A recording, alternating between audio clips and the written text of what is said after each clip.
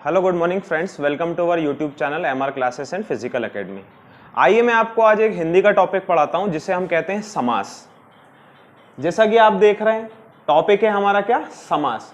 तो समास होता क्या है? समास का अगर मैं शाब्दिक अर्थ आपको बोलूं तो इसका मतलब होता है संक्षिप्त में कहना, मतलब कम से कम शब्दों का इस्तेमाल करके अपनी बातों को कन्वे कर देना, यही हम समास कहते हैं। तो समास का मतलब होता है संक्षिप्त में कहना। समास में दो प्रकार की चीज होती है। एक तो होता है समस्त पद, मतलब जो संक्षिप्त में हमने बोल के रखा है उसे हम छोटे भाषा में बोल रहे हैं, उसे हम कहते हैं समस्त पद। जबकि इसी समस्त पद को जब हम तोड़ देते हैं तो उसे हम कहते हैं विग्रह। तो ऐसे ही जैसे संधि में विग्रह होता है, ऐसे ही समास में भी एक विग्रह होता है। जैसा कि मैंने आपको समास के 3 उदाहरण लिखे हैं। पहले हम इसकी डेफिनेशन देखते हैं क्या होती है। आपस में संबंध रखने वाले दो या दो से अधिक शब्दों को मिलाने से जो स्वतंत्र शब्द बनता है, मतलब ऐसे शब्द जो आपस में संबंध रखते हैं और वे दोनों कैसे होने चाहिए, स्वतंत्र। उन दोनों स्वतंत्र शब्दों को मिलाने से एक पुनः एक स्वतंत्र शब्द बनता है जिसे हम क्या बोलते हैं, समास बोलते हैं। तो जैसे कि ये 3 उदाहरण लिख के रखे हैं। जैसे यथाशक्ति, यथाशक्ति समस्त पद है। इसमें 2 प्रकार की चीज होती है। एक होता है आपका प्रथम पद और दूसरा होता है द्वितीय पद। जैसे कि अगर हम इस समस्त पद को देखें तो इसमें 2 पद छुपे हुए हैं। पहला जो है हमारा फर्स्ट पद है, पहला पद, जिसे हम पूर्व पद कहते हैं, और इसके बाद का जो दूसरा पद है इसे हम द्वितीय पद और उत्तर पद के नाम से जानते हैं। तो ये यथा पूर्व पद है तथा मति क्या है, उत्तर पद है। इसका अगर मैं विग्रह देखूं तो मति के अनुसार, अगर हम यथा मति का सामसिक विग्रह देखें तो इसका आएगा मति के अनुसार। ये 2 शब्द दिए हैं, यथा पूर्व पद है जबकि मति क्या है, उत्तर पद है। ये अव्ययीभाव का उदाहरण है। ये सारे अलग अलग समास के उदाहरण लिखे हुए हैं। फिर मैं आपको बताऊंगा इसके बाद कौन कौन से समास होते हैं। जैसे रसोई घर, रसोई घर एक समस्त पद है। रसोई घर का अगर मैं विग्रह देखूं तो रसोई के लिए घर, रसोई के लिए घर इसका विग्रह हो जाएगा। और इसे अगर हम तोड़ के लिखेंगे तो रसोई प्लस घर, इसमें ये 2 पद छुपे हुए हैं। तो पदों के मेल को ही समास कहते हैं। महा प्लस राज, इसका समस्त पद होगा महाराज, जबकि इसका विग्रह क्या है, महान है जो राजा। ठीक है, महान है जो राजा इसका विग्रह कहलाएगा। अब हम बात करते हैं कि समास कितने प्रकार के होते हैं। तो समास जनरली आर ऑफ 6 टाइप्स, समास 6 प्रकार के होते हैं। कौन कौन से 6 प्रकार के हैं? पहला है अव्ययीभाव समास, दूसरा है कर्मधारय समास, तीसरा है द्विगु समास, चौथा होता है द्वंद्व समास, पांचवा होता है बहुब्रीहि समास और छठवां होता है तत्पुरुष समास। तत्पुरुष समास के भी 6 भेद होते हैं। तो मैं आगे आपको जब तत्पुरुष समास पढ़ाऊंगा तो पूरे के पूरे 6 भेद उसमें हम आपको अलग से बताएंगे। अभी हम केवल इन समासों को देखते हैं क्योंकि इनके कोई भेद नहीं होते हैं। इनके एग्जाम्पल्स बहुत ज्यादा एग्जाम में पूछे जाते हैं। ये जो लेक्चर है आपका खासकर पुलिस सब इंस्पेक्टर के लिए, एमपी पीएससी के लिए, और आपके जो पटवारी के और जो टीचर्स की जो वैकेंसी होती है, साथ ही साथ जो जीडी कांस्टेबल की जो वैकेंसी, एसएससी, जहां भी हिंदी सब्जेक्ट पूछा जाता है समास से आपको डेफिनेट क्वेश्चन देखने को मिलेगा और ये बहुत इंपॉर्टेंट टॉपिक है। तो समासों के 6 भेद होते हैं। कौन कौन से होते हैं? पहला है अव्ययीभाव। इस तरफ देखते हैं अव्ययीभाव समास। तो अव्ययीभाव समास के बारे में अगर मैं बात करूं तो अव्ययीभाव समास क्या होते हैं? अव्ययीभाव समास ऐसे समास होते हैं जिनमें 2 पद होते हैं, जैसे कि पूर्व और उत्तर पद है, लेकिन इसका पूर्व पद प्रधान होता है तथा वह एक अव्यय होता है। पूर्व पद प्रधान मतलब ज्यादा जोर किस पे दिया जा रहा है? पूर्व, मतलब जो पहला पद है इसी को हम पूर्व पद कहते हैं। यह पूर्व पद प्रधान होता है, अव्यय होता है। अव्यय का मतलब होता है उपसर्ग की भांति एक शब्द। जैसा हम देखते हैं कोई भी शब्द रहता है उसमें उपसर्ग, उपसर्ग क्या होते हैं? किसी भी शब्द के प्रारंभ में लगे रहते हैं, वो उपसर्ग कहलाते हैं। प्रत्यय क्या होते हैं? प्रत्यय शब्द के अंतिम में लगे रहते हैं। तो जो ऐसे शब्द जो किसी शब्द के शुरू में जुड़ के उसका अर्थ बदल देते हैं उसे उपसर्ग कहते हैं। वैसे ही अव्यय होते हैं, ये पदों के सामने तरफ लगे रहते हैं। जैसे कि ये अव्ययीभाव का उदाहरण है यथा संभव, इसका विग्रह क्या हो जाएगा? इसका विग्रह हो जाएगा जैसा संभव हो। यथा मतलब होता है जैसा, तो इसका ये समस्त पद है जबकि इसका विग्रह क्या है? जैसा संभव हो। ठीक है। दूसरा है भरपेट। भरपेट भी अव्ययीभाव समास का उदाहरण है। भरपेट का अगर हम विग्रह करेंगे तो पेट भर के, ठीक है, भरपेट का क्या हो जाएगा, पेट भर के। अनजाना, अनजाने का हो जाएगा बिना जाना। देखें सब अन से क्या बन जा रहा है, बिना। पेट, भरपेट का ये भर इधर आ जा रहा है, ज्यादा जोर पहले वाले पद पे पड़ता है, ठीक है। जैसे यथा में, यथा मतलब होता है जैसा। तो इस सारे उदाहरण में आप देख रहे हैं कि जो पूर्व पद है, जो फर्स्ट पद है, वही प्रधान है, ठीक है। भरपेट का क्या होगा, पेट भर के। अनजाना का बिना जाना, ठीक है। प्रतिदिन, अब बच्चों को ज्यादा कंफ्यूजन होता है इन एग्जाम्पलों में, क्योंकि इसके आगे जब हम देखेंगे द्वंद्व, तो द्वंद्व में भी ऐसे शब्द मिलते हैं, लेकिन द्वंद्व की विशेषता यह होती है कि द्वंद्व समास में शब्द एक जैसे ही नहीं मिलेंगे।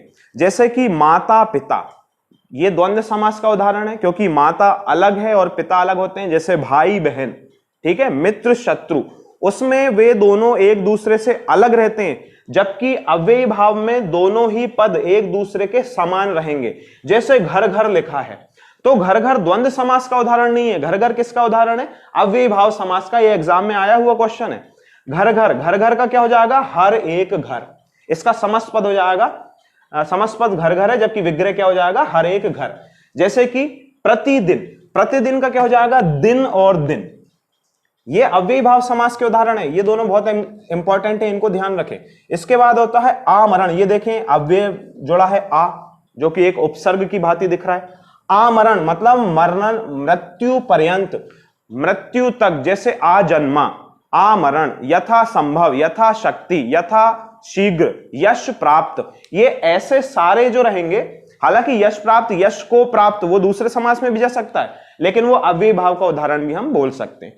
तो ये आपका पहला समास है, अव्ययी भाव समास। अब मैं आपको दूसरा समास, आइए अब मैं आपको बताता हूं कर्मधारय समास। तो कर्मधारय समास का क्या मतलब होता है। कर्मधारय समास जो रहता है, इसमें जो समस्त पद होते हैं उनका विग्रह करने पर हमें के समान है जो और रूपी शब्द मिलता है। जब हम किसी समस्त पद का विग्रह करते हैं तो हमें के समान है जो और रूपी। आपको समास को समझने के लिए सबसे अच्छा तरीका यह है कि आप उसका विग्रह करके देखें, और विग्रह करने से ही आपको समास पकड़ में आ जाएगा। इसकी विशेषता यह है कर्मधारय की कि इसमें जो दोनों पद होते हैं उसमें या तो उपमान और उपमेय का संबंध होगा, या तो विशेषण और विशेष्य का संबंध होता है। अब उपमेय उपमान क्या होता है, देखें। कमल और नयन, जैसे हमने एक शब्द लिया कमल नयन, तो इसमें जिस चीज की तुलना की जाती है, जैसे तुलना किसकी कर रहे हैं हम, नयन की तुलना कर रहे हैं, किससे कर रहे हैं, कमल से। तो जिस चीज की तुलना की जाती है वो आपका उपमेय कहलाता है, और जिस चीज के साथ तुलना की जाती है वो हमारा उपमान कहलाता है। जैसे नयन की तुलना कमल के साथ कर रहे हैं तो नयन क्या कहेगा, आपका उपमेय होगा। जबकि कमल विशेष है, मतलब कमल की तुलना की जा रही है, इसलिए कमल क्या कहलाएगा, उपमान कहलाएगा। साथ ही साथ इसमें विशेषण और विशेष का संबंध होता है। विशेषण क्या होता है, यह भी वही चीज है, जो किसी चीज की विशेषता दिखा रहा है वो आपका विशेषण कहलाता है, और जिस चीज की विशेषता दिखाई जा रही है वो विशेष्य कहलाता है। जैसे भला मानुष, तो मनुष्य की विशेषता यह है कि वो क्या है, भला है, इसलिए भला क्या हो जाएगा, विशेषण हो जाएगा।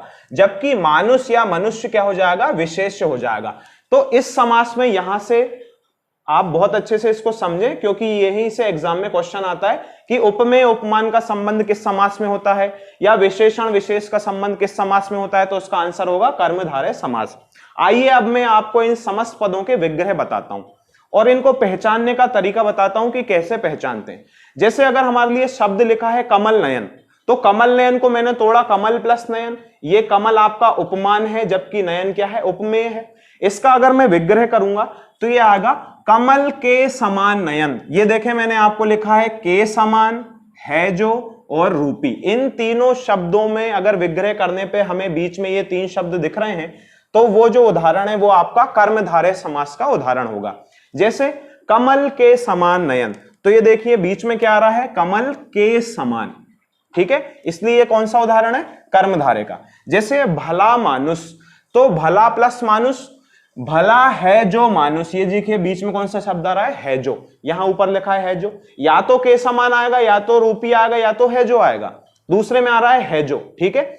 इनमें संबंध विशेषण विशेष का, जबकि ऊपर कौन सा संबंध है, उपमान उपमेय का संबंध है। जैसे काली मिर्ची, तो काली मिर्ची का हम क्या लिखेंगे, काली है जो मिर्ची। आप इसको अगर तोड़ेंगे तो इसी में टूटेगा ये, काली मिर्ची, काली प्लस मिर्ची मतलब काली है जो मिर्ची, है जो आ रहा है इसलिए काय का उदाहरण है, कर्मधारय का।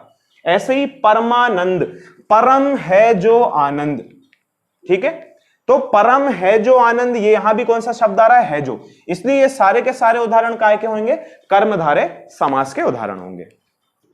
आइए अब हम देखते हैं द्विगु समास। तीसरा सा जो हमारा समास है द्विगु समास, नाम से ही समझ में आ रहा है द्विगु। द्विगु मतलब होता है संख्यावाचक। तो जैसे इसमें इसकी विशेषता यह रहती है कि इसका जो पहला पद होता है, जो इसका पूर्व पद होता है, वो हमेशा संख्यावाचक रहेगा। उदाहरण आपके सामने लिखे हैं, जैसे दो राहा, तो सामने पहला पद क्या है, संख्यावाचक है दो, इसका विग्रह क्या हो जाएगा, दो राहों का समूह या दो रास्तों का समूह। अगला है चौपाया, मतलब चार पैरों का समूह, जो चौपाए जानवर होते हैं जिनके चार पैर होते हैं, तो यहां भी चौ मतलब सामने क्या जुड़ा है, फोर जुड़ा है। दिगु का अगर अर्थ हम देखें, लोगों को दिगु का अर्थ नहीं पड़ता होता है, दिगु मतलब होता है दो गायों का समूह, ठीक है। दिगु एक समास का नाम है, जबकि दिगु का अगर मैं विग्रह करूं तो इसका विग्रह क्या होगा, दो गायों का समूह, गौ मतलब गाय, तो यह है दिगु मतलब दो गायों का समूह, यहां भी सामने दु आ रहा है। इसके बाद पंचवटी, पांच वटियों का समूह, ठीक है। वटी मतलब होते हैं बागीचे, तो पांच बागीचों का समूह या पंचवटी मतलब पांच वटियों का समूह। अगला है नवग्रह, मतलब नौ ग्रहों का समूह। तो द्विगु समास की विशेषता यह होती है कि पहला जो पद होता है वो हमेशा संख्यावाचक होता है। ये इसके एग्जांपल्स हैं। आइए अब देखते हैं द्वंद्व समास। द्वंद्व समास क्या होता है, तो नाम से समझ में आ रहा है द्वंद्व। द्वंद्व होता है जो दो जनों के बीच में, मतलब दो लोगों के बीच में जो युद्ध लड़े जाते हैं उसे हम द्वंद्व कहते हैं। तो इस द्वंद्व से हम ऐसा समझेंगे कि इसमें दोनों चीजें प्रधान होंगी, ठीक है। मतलब दोनों परस्पर या तो एक दूसरे के समान होंगी या एक दूसरे से विपरीत होंगी। इसे हम द्वंद्व समास के उदाहरण में रखेंगे। जैसे कि द्वंद्व समास में हम देखते हैं कि दोनों पद प्रधान होते हैं, साथ ही साथ इनके बीच में एक योजक चिन्ह, जो एक डैश का चिन्ह होता है जिसे हम योजक चिन्ह कहते हैं, और समास का विग्रह करने पर बीच में या तो एक शब्द आएगा या तो शब्द आएगा और, इन दोनों शब्दों की प्रधानता दिखती है। जैसे कि एग्जांपल्स लिखे हैं, लाभ हानि, तो लाभ और हानि दोनों परस्पर एक दूसरे से विपरीत हैं, इसलिए हमने इसका समास विग्रह क्या लिखा है, लाभ या हानि, क्योंकि लाभ और हानि कभी भी साथ में नहीं होती है, या तो लाभ होगा या तो हानि होगी। जैसे माता और पिता, तो माता पिता भी परस्पर अपोजिट जेंडर है, इसलिए हमने इसके बीच में योजक चिन्ह तो लगा ही, साथ ही साथ में क्या लिखा है, या, माता या पिता। लेकिन जैसे गंगा यमुना लिखिए, तो गंगा और यमुना ऐसी नदियां हैं जो दोनों समान बहती हैं और प्रयाग में दोनों का मिलन होता है, इसलिए हम इसे और के साथ दर्शा रहे हैं। गंगा यमुना जैसे गंगा और यमुना, ठीक है, बीच में योजक चिन्ह लिखा है, दोनों काय के उदाहरण है। ये सारे के सारे द्वंद्व समास के उदाहरण है, क्योंकि दोनों पद प्रधान चल रहे हैं। जैसे दूध दही, तो दूध और दही, ठीक है। जैसे भाई बहन, राम लक्ष्मण, राम सीता, कृष्ण अर्जुन, ठीक है, राधे श्याम, ये सारे के सारे उदाहरण काय में जाने वाले हैं आपके द्वंद्व समास में। आइए अब हम देखते हैं बहुब्रीहि समास, जो हमारा पांचवा समास है, बहुब्रीहि समास। बहुब्रीहि समास की विशेषता यह है कि इसमें उच्चारण तो कुछ होगा, बोला तो कुछ जाएगा, लेकिन इसका अर्थ हमेशा तीसरा निकाला जाता है। जैसा कि इसमें मैंने आपके सामने लिखा है कि तीसरा पद प्रधान होता है, जबकि समास में तो दो ही पद होते हैं, लेकिन बोलने पे हमें किसी तीसरे व्यक्ति के बारे में आभास होगा। जैसे कि उदाहरण लिखे हैं गिरिधर।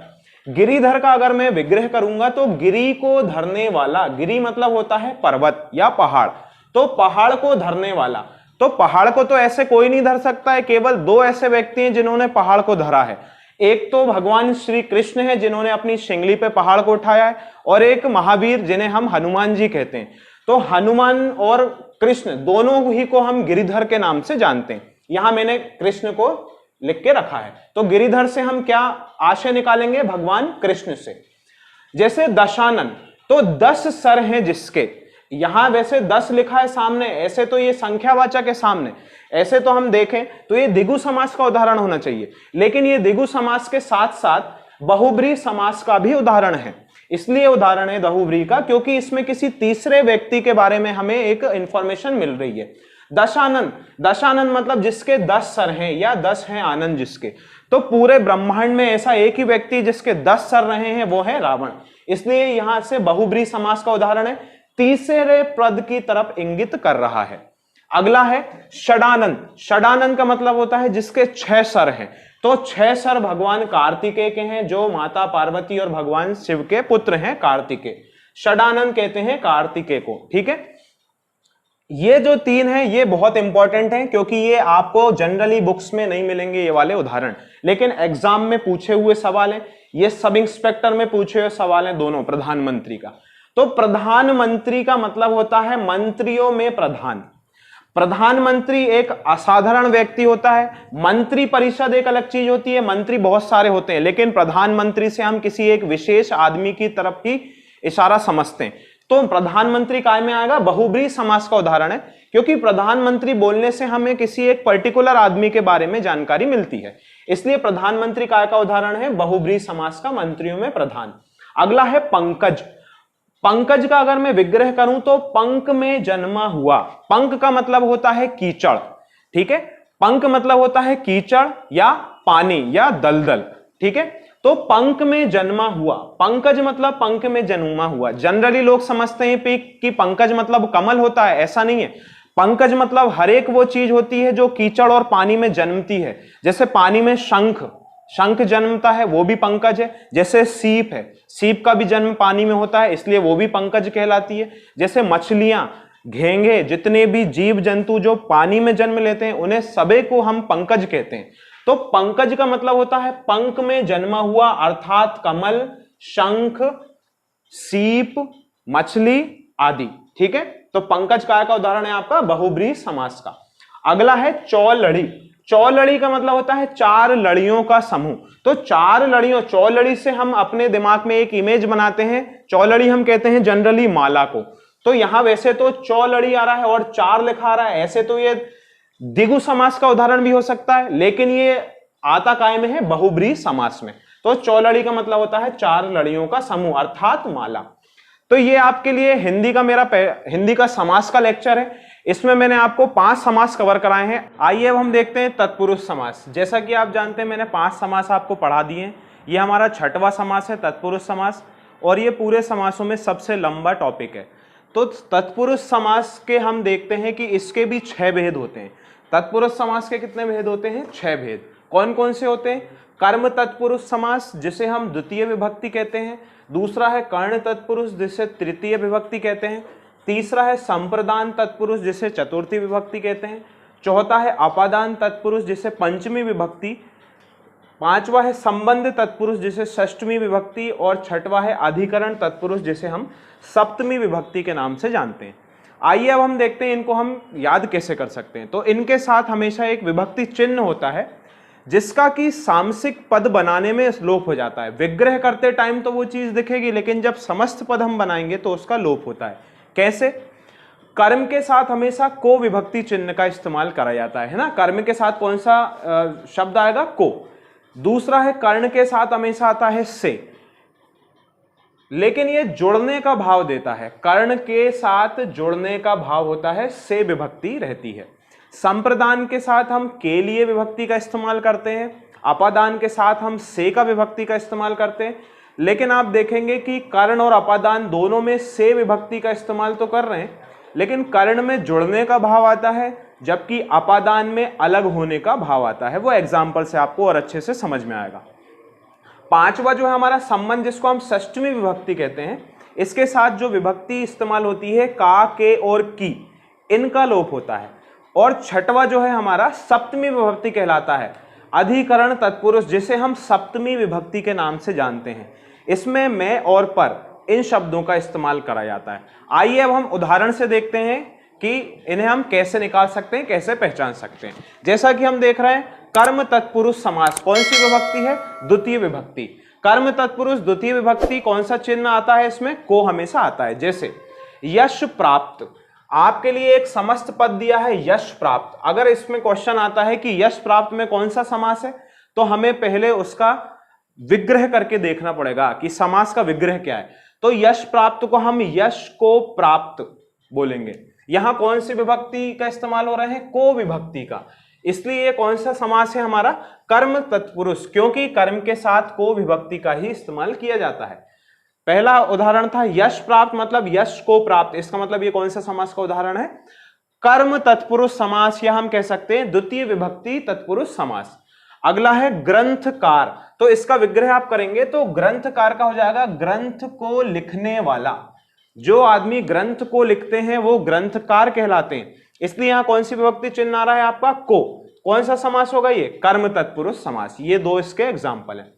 अगले पे हम आते हैं कर्ण तत्पुरुष समास। तो कर्ण तत्पुरुष समास जो है ये तृतीय विभक्ति कहलाती है। इसमें कौन से शब्द का इस्तेमाल होता है, से का इस्तेमाल होता है, लेकिन जोड़ने का भाव होता है। जैसे एग्जाम्पल से समझे, शोक आतुर, मतलब शोक से आतुर, इसका मतलब है आदमी जो है वो शोक से जुड़ रहा है, मतलब वो शोकमयी हो रहा है, इसलिए ये आपका कर्म तत्पुरुष का है। हालांकि से जो है ये तो आपका अपादान में भी आता है, लेकिन यहां शोक से जुड़ने का भाव है, इसलिए ये कौन सा रहेगा आपका, ये रहेगा आपका कर्ण तत्पुरुष। शोक से आतुर कर्ण तत्पुरुष है। रोगग्रस्त, जैसे रोग से ग्रस्त, रोग से जुड़ना, मतलब जब आदमी बीमार होता है तो वो क्या होता है, रोग से जुड़ता है, रोग के साथ उसका कनेक्शन होता है, इसलिए ये कौन सा समास है आपका, कर्ण तत्पुरुष समास का उदाहरण है, रोग से ग्रस्त। ठीक है, इंपॉर्टेंट एग्जाम्पल है। अगला जो हम देखते हैं संप्रदान तत्पुरुष। संप्रदान के साथ कौन सी विभक्ति का इस्तेमाल होता है, के लिए। एग्जाम्पल के थ्रू अगर देखें तो विद्यालय, विद्यालय में विद्या के लिए आलय, विग्रह करके समझ में जाएगा। विद्यालय में कौन सा समास है, तो संप्रदान तत्पुरुष समास है, या तो हम कह सकते हैं चतुर्थ तत्पुरुष विभक्ति है। विद्यालय में विद्या के लिए आलय, के लिए आ रहा है, इसलिए ये कौन सा समास है आपका, संप्रदान। इसके बाद कृष्ण अर्पण, मतलब कृष्ण के लिए अर्पण। जनरली बच्चे इसमें ये गलती करते हैं कि वो इसका विग्रह कृष्ण को अर्पण कर देते हैं, जबकि वो कृष्ण को अर्पण नहीं होगा। कृष्ण को अर्पण अगर आप बोलोगे तो वो तो आप कर्म तत्पुरुष में उसका आंसर दे दोगे, लेकिन वो गलत है। कृष्ण को अर्पण नहीं होता है, कृष्ण के लिए अर्पण होता है। जैसे मान ले हम कि भगवान को प्रसाद चढ़ाते हैं, तो हम वो भगवान को नहीं चढ़ाते हैं, भगवान के लिए चढ़ाते हैं, जिससे भगवान उसका भोग लगा सके। इसलिए ये आपका संप्रदान तत्पुरुष का उदाहरण है। संप्रदान के लिए से याद कराया हमने, कृष्ण के लिए अर्पण। ठीक है, अगला जो है आपका अपादान। अपादान तत्पुरुष समास है, जो कि आपकी पंचमी विभक्ति है। इसमें भी से का चिन्ह का इस्तेमाल होता है, से विभक्ति का लेकिन लोप होता है, और इसमें अलग होने का भाव आएगा हमेशा। कर्ण में भी से आता है, जबकि अपादान में भी से आता है, लेकिन कर्ण में जोड़ने का भाव रहता है, जबकि अपादान में अलग होने का भाव। कैसे, एग्जाम्पल से समझते हैं। पथ भ्रष्ट, मतलब पथ से भ्रष्ट, मतलब पथ से अलग होना, इसलिए ये अपादान तत्पुरुष में आ रहा है। हालांकि से विभक्ति है इसमें, लेकिन ये अलग होने का भाव है। जैसा कि आप देखें रोग मुक्त, जब आदमी रोग मुक्त हो गया मतलब वो रोग से अलग हो गया है। बहुत इंपॉर्टेंट है ये दो एग्जाम्पल, एक तो रोगग्रस्त, दूसरा है रोग मुक्त। रोगग्रस्त मतलब रोग से ग्रस्त, मतलब रोग से जुड़ रहा है, इसलिए ये कर्ण तत्पुरुष है। जबकि रोग मुक्त में रोग से मुक्त हो रहा है, मतलब रोग से अलग हो रहा है, इसलिए ये कौन सा तत्पुरुष समास है आपका, अपादान तत्पुरुष समास है। ठीक है, अपादान तत्पुरुष में भी से का इस्तेमाल होता है। तो रोग मुक्त में रोग से मुक्त। अब आइए हम दूसरा देखते हैं, पंचमी विभक्ति, ये सॉरी हाँ षष्टमी विभक्ति है संबंध तत्पुरुष। पांचवा जो समास है आपका तत्पुरुष समास, उसका नाम है संबंध तत्पुरुष समास, जिसे कि हम षष्टमी विभक्ति कहते हैं। एक चीज गौर करने वाली है, पहले नंबर पे जो लिखा है उसे द्वितीय कह रहे हैं, दूसरे वाले को तृतीय बोल रहे हैं, तो एक एक बड़ा बड़ा के लिखा जाता है, क्योंकि संस्कृत के अलग रहते हैं। संस्कृत में भी समास का इस्तेमाल होता है, उसमें 7 होते हैं, इसमें 6 होते हैं, तो ये हिंदी के 6 तत्पुरुष समास हैं। संबंध तत्पुरुष, संबंध को हम षष्टमी विभक्ति कहते हैं। कौन कौन सी विभक्ति चिन्ह का इस्तेमाल होता है, का, के और की, 3 शब्द का इस्तेमाल होता है, तीनों में से किसी का भी इस्तेमाल हो सकता है। जैसे कि राम कहानी, राम की कहानी, राम की कहानी कह रहे हैं हम, इसलिए की काय में आता है, की आता है आपका संबंधित तत्पुरुष में, ये लिखा है की, इसलिए किसका उदाहरण हो जाएगा आपका संबंधित तत्पुरुष, या मैं बोलूं तो षष्टमी विभक्ति तत्पुरुष समास का।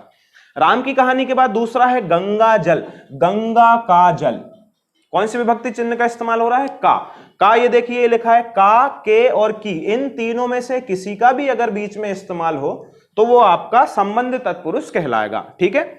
गंगा जल में गंगा का जल।